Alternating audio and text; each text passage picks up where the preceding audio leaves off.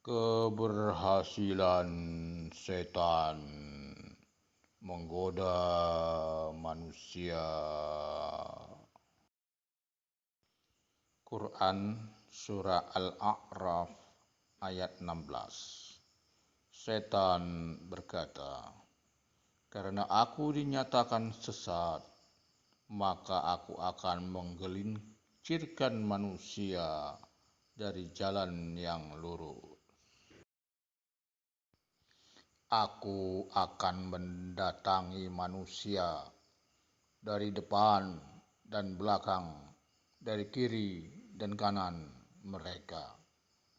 Akan engkau dapati kebanyakan dari mereka bukanlah orang yang bersyukur." Sudah tahu bahwa setan akan menggoda kita manusia dari segala arah agar setiap langkah dan perbuatan kita senantiasa melenceng dari kehendak Allah Subhanahu wa taala. Lalu, apakah masing-masing manusia telah mempersiapkan diri agar dapat melawan godaan setan itu? Atau adakah satu orang saja dari manusia yang merasa mampu dapat terhindar dari rayuan setan tanpa menggunakan senjata dari Allah Subhanahu wa taala? Mengabaikan pertolongan Allah dalam setiap aktivitas kehidupan tanpa disadari merupakan bentuk keberhasilan setan dalam menggoda manusia. Berikut ini contoh-contoh keberhasilan setan menggoda manusia. Ingat, diketahui bukan untuk ditiru, tapi untuk dihindari. Allah memerintahkan Adam untuk menghindari satu saja kenikmatan surga. Setan membujuknya, maka bukan saja mendekati, malah memakannya.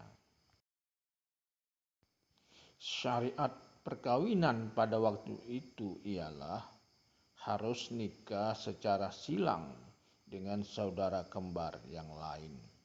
Ada yang gak terima, lalu saling membunuh. Syariat pada Nabi Lut ialah larangan berhubungan dengan sesama jenis atau LGBT. Karena mereka melanggarnya, maka ditimpakan azab berupa gempa dan likuifaksi. Pada masa Nabi Nuh, disyariatkan untuk tetap menyembah kepada Allah. Jangan menyombongkan diri di atas kemampuan mereka membangun gedung-gedung, lalu diazab dengan air bah. Pada masa Nabi Ibrahim, Raja Namrud membudayakan penyembahan berhala berupa patung dan mengumumkan dialah Tuhan, maka dimatikan dengan seekor lalat masuk ke telinganya. Pada zaman Nabi Musa, Raja Fir'aun yang mendeklarasikan dirinya sebagai Tuhan lantaran sukses membuat bangunan tinggi ditenggelamkan di Laut Merah.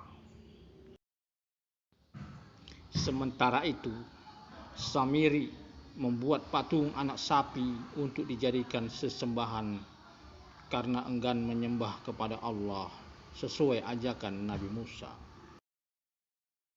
Syariat Allah kepada Bani Israel untuk memuliakan hari Sabtu dengan beribadah, malah sibuk bekerja menangkap ikan, lalu mereka dikutuk menjadi kera. Kekafiran Bani Israel semakin menjadi-jadi sehingga tega merubah dan memindahkan ayat-ayat Taurat sesuai dengan pikiran mereka yang dangkal dan jahat. Bahkan Bani Israel tega pula membunuh para nabi dengan begitu kejam, termasuk menurut mereka telah membunuh Nabi Isa yang membenarkan Taurat.